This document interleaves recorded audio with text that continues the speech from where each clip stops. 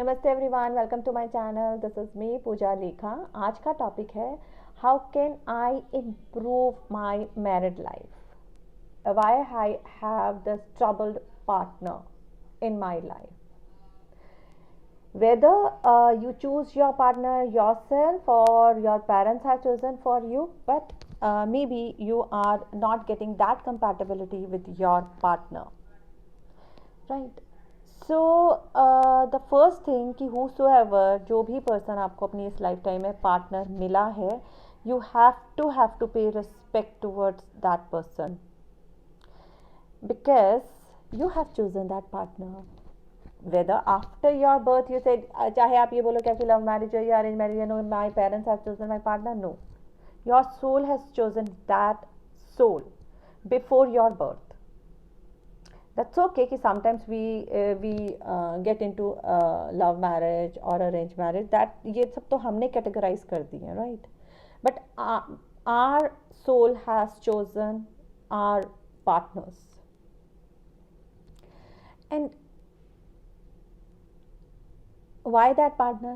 Because that person has some past life karma with us that we need to resolve. When we decided to get married and that friend become our partner, the things चीज़ें बिल्कुल change हो जाती हैं. Something change to a drastic level. आपको astrologically बोलूँ तो friendship को हम देखते हैं 11th हाउस से और हमारे पार्टनर्स को देखते हैं हम 7th हाउस से. And when your friend become your partner, then your 7th house get activated. Your Venus, for males Venus get activated, and for females Jupiter get activated. अगर position astrologically आपकी Venus की या Jupiter की बहुत correct नहीं है, then you have to put more efforts to make your married life on track. Not never, sometimes it never says about the separation. Though it says you have a stable married life, but it is a bumpy your married life is a bumpy ride maybe. Okay, first of all I need to understand कि जो भी partner मुझे मिला है, that person is the best for me, for my soul purpose. मुझे जो अब मेरे जो सोल का पर्पस है इस लाइफ टाइम के अंदर, जो लाइफ के लेसन मुझे लर्न करने हैं, उसके लिए वो पर्सन ही सबसे बेस्ट है. जब हम इस चीज़ को एक्नॉलेज कर लेते हैं कि दैट मे बी कि I did something wrong and that's why I am having the troubled married life. Suppose कि you feel like you are very you get so you have good social status, people respect you, you are the head of the company, you are the leader of the company, you need to take that ego aside of your house. Social status and your home status is quite different, right? Maybe you are हो सकता है कि आप अपने friends के साथ बहुत comfortable person हो, but with your wife you are absolutely different और एक डिफिकल्ट पर्सन हो, राइट? तो better not to compare, not to put the blame, because these two things जहाँ पर आप अपनी ग्रोथ का स्कोप ही छोड़ देते हो.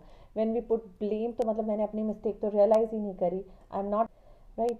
So instead of the putting the blame to others, recognize your weakness and try to work on it, and try to improve yourself as a person.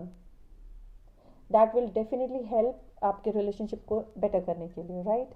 तो take the responsibility of your actions, because बाद में उसके consequences मुझे ही लेने हैं, right? तो जब हम ब्लेम गेम में उलझते हैं तो हम अपना पर्पस ही छोड़ देते हैं.